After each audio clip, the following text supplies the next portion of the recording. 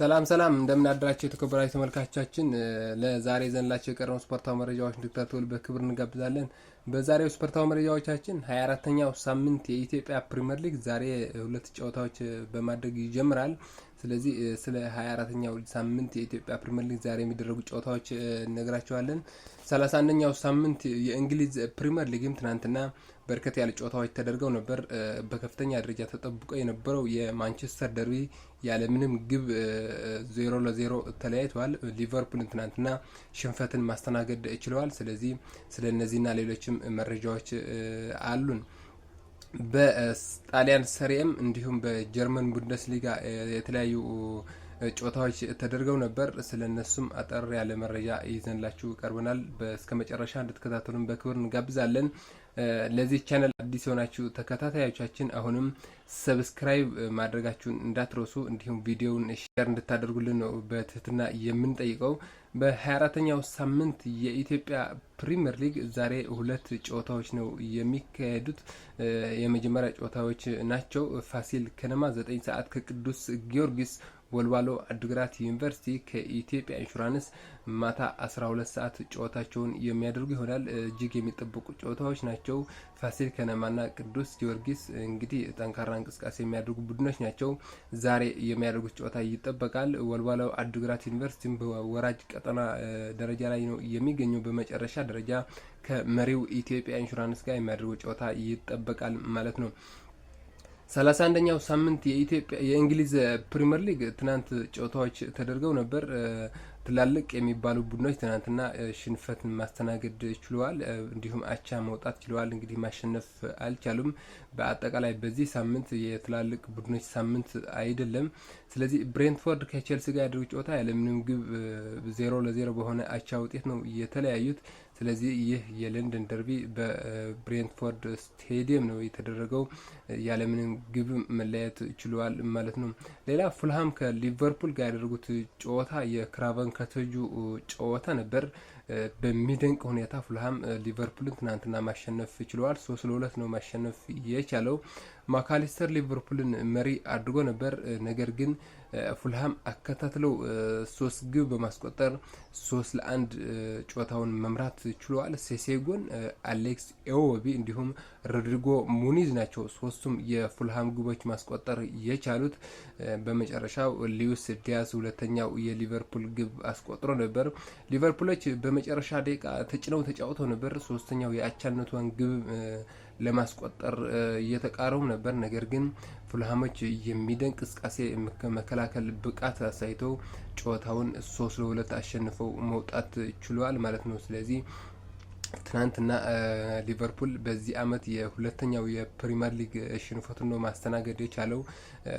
በኖቲንግሃም ፎረስት ብቻ ነበር አንድ ጊዜ ተሸንፎ የነበረው። ስለዚህ ትናንትና ሁለተኛ ሽንፈቱን ማስተናገድ ችለዋል። ስለዚህ ፉልሃሞች ይህ ጨዋታ በማሸነፋቸው ነጥባቸውን ወደ 48 ከፍ ማድረግ ችለዋል። ስለዚህ ወደ አውሮፓ መድረክ ወደ አውሮፓ ሊግ ቻምፒየንስ ሊግ የሚያደርጉት ተሳትፎ የሚያደርጉት ግስጋሴም ቀጥለውበታል ማለት ነው። ተስፋ ሰንቀዋል ማለት ነው። ስለዚህ የፉልሃም የትናንትና ድል እጅግ አመርቂ ድል ነበር ለቶማስ ፍራንክ ማለት እንችላለን። ሌላኛው ጨዋታ ቶተንሃም ከሳውዛምፕተን ጋር ያደረጉት ጨዋታ ነበር። ሳውዛምፕተን እንግዲህ ትናንትና ከፕሪሚየር ሊግ መውረዳቸውን ማረጋገጥ ችሏል። 3-1 ነው መሸነፍ የቻሉት በቶተንሃም። ብሬናን ጆንሰን 2 ግቦች ሲያስቆጥር ማቲያስ ቴል በፍጹም ቅጣት ምት ሶስተኛውን የቶተንሃም ግብ ማስቆጠር ችሏል። ማቲያስ ፈርናንዴዝ የሳውዛምፕተን ብቸኛዋን ግብ ያስቆጥርም።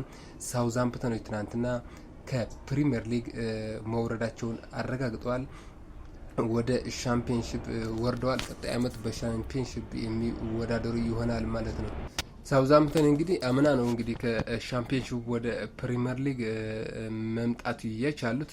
በዚህ አመትም 7 ጨዋታዎች የቀራቸው ከፕሪሚየር ሊግ መውረዳቸውን አረጋግጠዋል። ትናንትና 31 ጨዋታዎች አድርገው 2 ጊዜ ብቻ ነው ያሸነፉት። ሳውዛምፕተን 4 ጊዜ አቻ ሲለያዩ 25 ጊዜ ሽንፈትን ማስተናገድ ችለዋል። ስለዚህ እስካሁን 10 ነጥብ ብቻ ነው መሰብሰብ የቻሉት። 74 ግብ ሲቆጠርባቸው 23 ግብ ብቻ ማስቆጠር ችለው 51 የግብ እዳ አላቸው።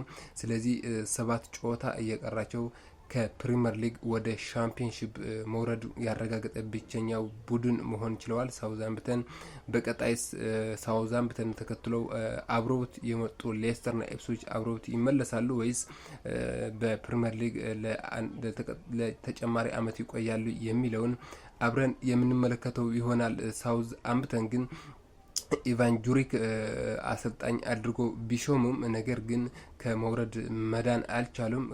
ወደ ሻምፒዮንሺፕ መውረዳቸውን አረጋግጠዋል። ከዚህ በኋላ የሚያደርጓቸው 7 ጨዋታዎች እንግዲህ መርሃ ግብር ለማሟላት ይሆናል እንጂ ወደ ሻምፒዮንሺፕ መውረዳቸውን አረጋግጠዋል። ሌላኛው እጅግ ተጠበቀው ጨዋታ በኦልድ ትራፎርድ የተደረገው የማንቸስተር ዩናይትድ እና የማንቸስተር ሲቲ የማንቸስተር ደርቢ ጨዋታ ነበር። ይህ ጨዋታም 0-0 በሆነ ውጤት ነው ማለቅ የቻለው። ብዙም አመርቂ የሚባል እንቅስቃሴ ያላየንበት ጨዋታ ነበር። እንግዲህ የሁለቱም ቡድኖች ግብ ማስቆጠር ያልቻሉበት ጨዋታ ስለዚህ 0-0 በሆነ ውጤት ማጠናቀቅ ችሏል። ይህ ለማንቸስተር ሲቲ እጅግ የሚጎዳ ውጤት ነው። እንግዲህ በአውሮፓ ቻምፒየንስ ሊግ በቀጣይ አመት ተሳትፎን ለማግኘት እየተፎካከረን የሚገኘው በእርግጥ ለማንቸስተር ዩናይትድ ያን ያክል የነጥብ ልዩነት የደረጃ ልዩነት አያመጣም። እንግዲህ ማንቸስተር ሲቲ ግን በአውሮፓ ቻምፒየንስ ሊግ ለመሳተፍ ፍክክሩ እንግዲህ ከብዷል። ስለዚህ ከዚህ በኋላ የሚያደርጋቸው ጨዋታዎች እጅግ የሚጠበቁ ጨዋታዎች ናቸው። ሁሉም የፍጻሜ ጨዋታዎች ናቸው ማለቱ ይታወቃል አሰልጣኝ ፔፕ ጋርዲዮላ። ስለዚህ ትናንትናም አንድ የፍጻሜ ጨዋታ አቻ በሆነ ውጤት 1 ነጥብ ማግኘት ችለዋል ማለት ነው። በዚህ በ31ኛው ሳምንት በእንግሊዝ ፕሪሚየር ሊግ ስንመለከት 5ቱ ታላላቅ ቡድኖች እንግዲህ ሊቨርፑል ተሸንፈዋል፣ አርሰናልም አቻ ነው የወጣው፣ ኖቲንግሃም ፎረስትም ተሸንፈዋል፣ ማንቸስተር ሲቲም አቻ ወጣ፣ ቼልሲም አቻ ነው የወጣው፣ ቶተንሃም ብቻ ነው ማሸነፍ የቻለው። ስለዚህ ይህ 31ኛው ሳምንት ለታላላቅ ቡድኖች ያልሆነ ሳምንት ነው ማለት እንችላለን። የደረጃ ሰንጠረዡን ስንመለከት ሊቨርፑል 73 ነጥብ አሁንም እየመራ ነው የሚገኘው። አርሰናል በ62 ነጥብ፣ ኖቲንግሃም ፎረስት በ57 ነጥብ፣ ቼልሲ በ53፣ ማንቸስተር ሲቲ በ52 ነጥብ ከአንደኛ እስከ 5ኛ ደረጃ ላይ የተቀመጡ ቡድኖች ሲሆኑ ሳውዛምፕተን በ10 ነጥብ መውረድን አረጋግጠዋል። ሌስተር ሲቲ 17 ነጥብ አለው። ኢፕስዊች ታውን ደግሞ 20 ነጥብ ይዘው የሳውዛምፕተንን ሻምፒዮንሺፕ ጉዞን እየተከተሉ ይገኛሉ ማለት ነው። የስፔን ላሊጋም ትናንት ጨዋታዎች ተደርገው ነበር። ላስ ፓልማስ በሪያል ሶሲዳድ 3-1 ሲሸነፍ፣ አትሌቲኮ ማድሪድ ሲቪያን 2-1 አሸንፈዋል። ሪያል ቫላዶሊድ በጌታፌ 4-0 ተሸንፈዋል ማለት ነው። ስለዚህ አትሌቲኮ ማድሪድ ትናንትና ማሸነፉን ተከትሎ ነጥቡን ከፍ ማድረግ ችሏል። ከመሪዎቹ ባርሴሎናና አትሌቲኮ ሪያል ማድሪድ ያለው የነጥብ ልዩነትን ማጥበብ ችሏል ማለት ነው። ወደ ሰሪ ጣሊያን ስንሻገር በሰሪ ጣሊያንም ትናንትና አብዛኛው ጨዋታዎች በአቻ ውጤት ነው የተለያዩት። 5 ጨዋታዎች ናቸው ትናንት የተደረጉት። ከ5ቱ ላዚዮ ብቻ ነው አታላንታን 1-0 ያሸነፈው። ሊስ ከቬኔዚያ፣ ቶሪኖ ከሄላስ ቬሮና፣ ሮማ ከዩቬንቱስ ጋር ያደረጓቸው ጨዋታዎች በተመሳሳይ በአቻ ውጤት ሲለያዩ፣ ኢምፖሊ ከካግሊያሪም ያለ ምንም ግብ 0-0 በሆነ ውጤት መለያየት ችሏል። ስለዚህ በዚህ ሳምንት የታላላቅ ቡድኖች ሳምንት አይደለም። በሰሪ ጣሊያንም ስንመለከት ኢንተር ሚላን አቻ ነው የወጣው፣ ኤስ ሚላንም አቻ ወጣ፣ ጁቬንቱስም በተመሳሳይ አቻ ነው የወጣው፣ አታላንታም ተሸንፈዋል። ስለዚህ ይህ ሳምንት ታላላቅ ቡድኖች የፈረሱበት ሳምንት ነው ማለት እንችላለን። የጀርመን ቡንደስሊጋም ስንመለከት ትናንት 2 ጨዋታዎች ናቸው የተደረጉት። ሴንት ፖሊ ከቦሩሺያ ሞንቸግላድባ 1-1 ሲለያዩ፣ ዩኒየን በርሊን ወልፍስበርግን 1-0 በሆነ ውጤት ማሸነፍ ችሏል ማለት ነው። ስለዚህ በአጠቃላይ በታላላቁ የአውሮፓ 5ቱን ሊጎች ስንመለከት 4 ቡድኖች ብቻ ናቸው አራት ታላላቅ ቡድኖች ብቻ ናቸው ያሸነፉት። ፓሪስ ሴን ጀርመን፣ ባየር ሙኒክ፣ ዶርትሙንድና ቶተንሃም ብቻ ናቸው ድል ያደረጉት።